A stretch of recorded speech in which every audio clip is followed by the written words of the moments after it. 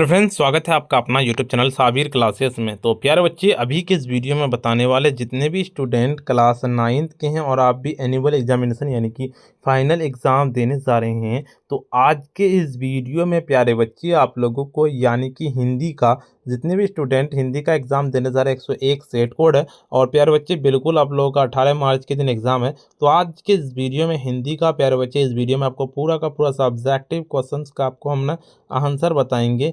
साथ में जो है ना पूरा पीडीएफ जो है ना डाउनलोड करने के लिए आपको इसी वीडियो में बताएंगे प्यारे बच्चे। और ये 100% ये सारे क्वेश्चंस रहने वाला है, तो इसीलिए वीडियो को देख के जाइएगा। इससे पहले आपको अब ऑब्जेक्टिव बता दिए, उसका वीडियो का लिंक इसी वीडियो के नीचे डिस्क्रिप्शन में मिल जाएगा।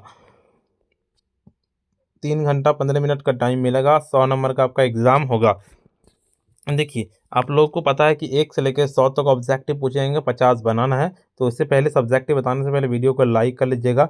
साथ में चैनल को सब्सक्राइब नहीं किए सब्सक्राइब कर लीजिएगा। इस वीडियो को शेयर ज़रूर से कर दीजिएगा। चलिए सीधे सब्जेक्टिव क्वेश्चन की ओर लेके चलते हैं आपको। सब्जेक्टिव क्वेश्चन क्या कहता है, सब्जेक्टिव क्वेश्चन पढ़ेंगे, उसके बाद आंसर। देखिए, यहाँ पे खंड यानी कि बौ में विषयनिष्ठ प्रश्न लगभग निम्नलिखित गद्यांशों को पढ़कर नीचे दिए गए उत्तर दे 10 नंबर का। ये वाला पूरा का पूरा गद्यांश है, आप गद्यांश को इजीली पढ़ सकते हैं, ठीक है। उसके क्वेश्चन पढ़ेंगे, उसके बाद आंसर बताएंगे। देखिए, भारत की राज्य भाषा कौन है? हिंदी दिवस कब मनाया जाता है? हिंदी को किस भाषा के रूप में अपनाया जा सकता है? विश्व की संभवतः सबसे वैज्ञानिक भाषा कौन है? इस गद्यांश का उचित शीर्षक दें। देखिए, उसके बाद ये वाला पूरा का पूरा ख में है, उसका देखिए ये वाला आप गद्यांश पढ़ सकते हैं। इसका हम क्वेश्चन पढ़ेंगे कि श्री कहता रामानुजाचार्य किस प्रकृति के थे? श्री भाष्य किस प्रसिद्ध था रचना था? और श्री रामानुजाचार्य विवाह किस वर्ष की अवस्था में हो गया था? और 16 वर्ष की अवस्था में कौन सा वेदों और शास्त्रों का ज्ञान अर्जित कर लिए थे? और श्री रामानुजाचार्य किससे संन्यास की दीक्षा प्राप्त की थी?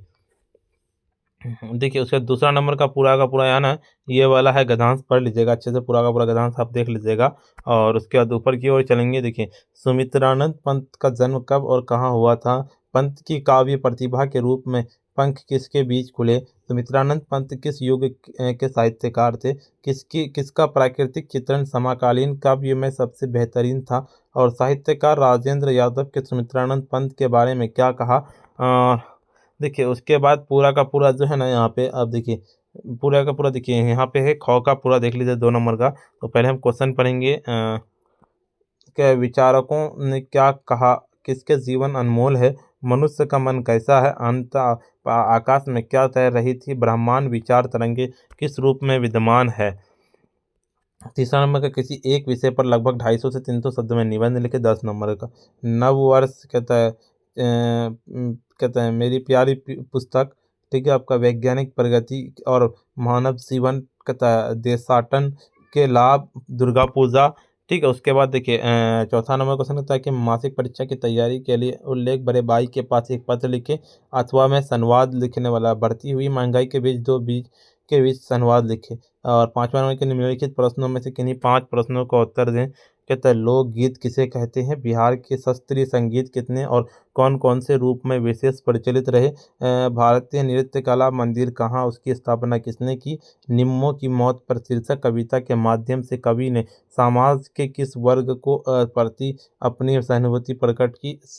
समुद्र शीर्षक कविता के अनुसार के समुद्र की प्रकृति का क्या अंतर है? मेरा ईश्वर मुझसे नाराज है, कवि ऐसा क्यों कहता है? आ रही रवि की सवारी शीर्षक कविता में चित्रण सवारी का वर्णन करें। अष्टवक्र कहता विमूढ़ सा क्यों बैठा रहा? कहता बिरजू महाराज को लाल पान बेगम क्यों कहा गया? ग्राम गीत के मेरुदंड क्या है? निम्नलिखित में से किसी एक प्रश्न का उत्तर दे। निबंध लिखना, निबंध लेखन कल्पना का क्या महत्व है? निम्नलिखित पंक्तियों का प्रसंग व्याख्या करें। चलिए इसका हम सीधे आपको हम ना आंसर बताएंगे। पहला नंबर का एक का क का यानी कि भारत का राज्य भाषा हिंदी संवैधानिक रूप से भारत का राज्य भाषा है। दूसरा नंबर का देखिए आप लोग देख लीजिए, हिंदी दिवस कब मनाया जाता है? तो भारत के हर एक वर्ष 14 दिसंबर को हिंदी दिवस मनाया जाता है। तीसरा नंबर का है हिंदी को किस भाषा के रूप में अपनाया जा सकता है? राज्य भाषाओं केवल हिंदी की एक ऐसी भाषा है जिसके राष्ट्रीय भाषा के रूप में अपनाया जा सकता है, क्योंकि यह भाषा अधिकतर भारतीय द्वारा बोली और समझी जाती है। चौथा नंबर क्वेश्चन का देखिए यहाँ वाला, ये विश्व की संभवतः सबसे वैज्ञानिक भाषा कौन है? बहुत सरल, सहज और सुगम भाषा होने के साथ हिंदी विश्व संभवतः सबसे वैज्ञानिक भाषा, जिसके दिन भर समझने बोलने के चाहने और वाले लोग बहुत बड़ी संख्या में मौजूद हैं। इस गद्यांश का उचित शीर्षक दें। कहते हैं हिंदी विश्व में तीसरी सबसे ज़्यादा बोली जाने वाली भाषा। देखिए दूसरा का कौन है? सुमित्रानंद पंत का जन्म कब और कहाँ हुआ? सुमित्रानंद पंत का जन्म 20 मई 1900 ईस्वी में वर्तमान उत्तराखंड राज्य के कहता है कौसानी में हुआ था। पंत की काव्य प्रतिभा के पंख किसके बीच खुले? तो शैशव अवस्था में माँ के निधन के कारण पिता दादी छाया में पले। पंत काव्य प्रतिभा के पंख अल्मोड़ा के नरसिंह सुषमा के बीच खुले।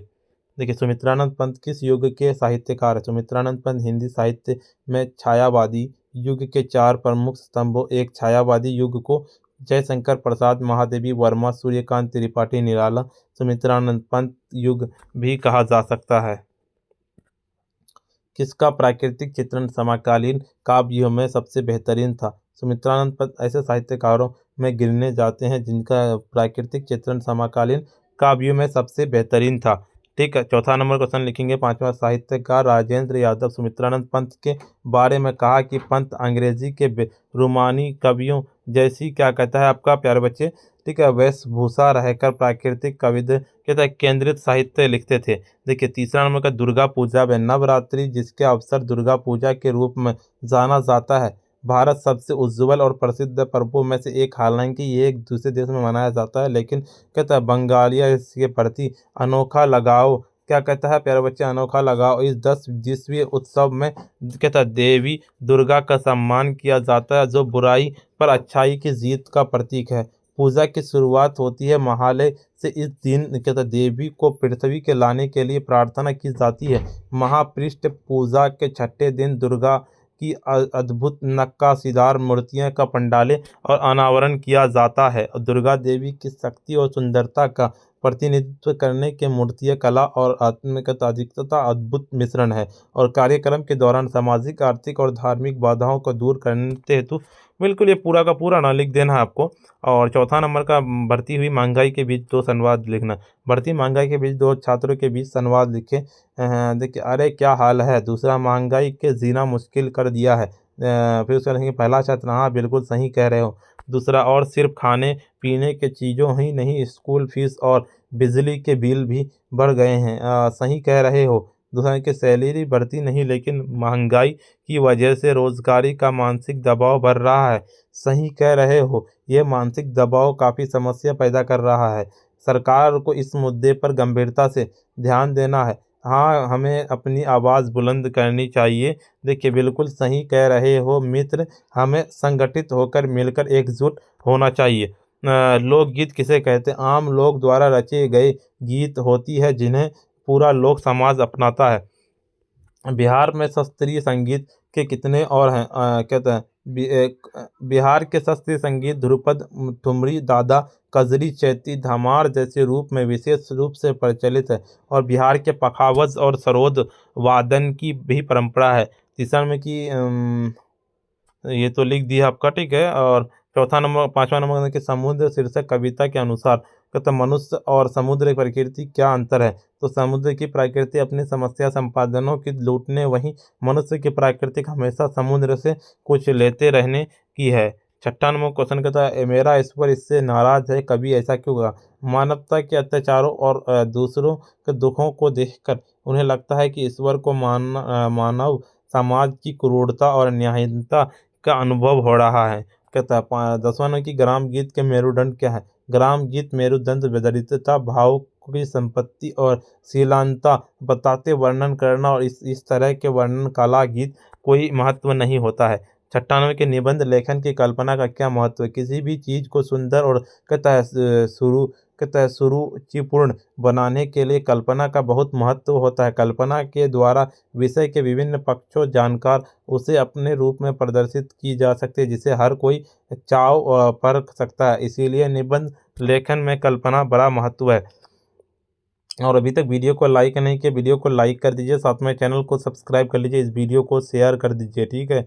देखिए, इससे पहले आपको हम ऑब्जेक्टिव बता दिए, उसका वीडियो को नीचे डिस्क्रिप्शन में लिंक मिल जाएगा। ऑब्जेक्टिव प्लस सब्जेक्टिव का पीडीएफ कैसे डाउनलोड कर सकते हो बताते हैं। पीडीएफ को डाउनलोड करने के लिए आपको अपने फ़ोन के गूगल या क्रोम ब्राउज़र पर सिंपली आपको चलना पड़ेगा प्यारे बच्चे, ठीक है? आपको अपने फ़ोन के गूगल या क्रोम ब्राउज़र पर आ जाना है और सिंपली आपको आकर के सर्च करना पड़ेगा sabirclasses.com, इस तरह से लिख करके सर्च कर देना है। जैसे सर्च किया इस तरह का इंटरफेस खुलेगा, ऊपर की ओर चलेंगे, क्लास 9th वाला सेक्शन पे आ जाएँगे। यहाँ पे सीधे आपको Bihar board class 9th A-level exam all subject का मिलेगा, इस पे क्लिक करना है। जैसे इस पे क्लिक करेंगे देखिए इस तरह का इंटरफेस खुल जाएगा। ऊपर की ओर चलेंगे, सम इम्पोर्टेंट में WhatsApp, Telegram, YouTube, Instagram, Facebook पे सारा ज्वाइन कर लेना है। ऊपर की ओर चलेंगे स्क्रॉल डाउन करते हुए आपको, और यहाँ पे आ जाना है हिंदी का। आपको ऑब्जेक्टिव सब्जेक्टिव डाउनलोड करना है तो प्यारे बच्चे यहाँ पे देखिए मिल जाएगा हिंदी का डाउनलोड पीडीएफ पे क्लिक करना है, या फिर जिस भी सब्जेक्ट का डाउनलोड करना है डाउनलोड पीडीएफ पे क्लिक करना है। और अगर आप रूटीन नहीं देखे तो यहाँ से देख सकते हैं। और वीडियो को लाइक नहीं किया, वीडियो को लाइक कर दीजिए। साथ में चैनल को सब्सक्राइब नहीं किया, सब्सक्राइब कर लीजिए। इस वीडियो को शेयर कर दीजिए प्यारे बच्चे। आज के लिए इतना ही, फिर मिलते हैं हम नेक्स्ट वीडियो में।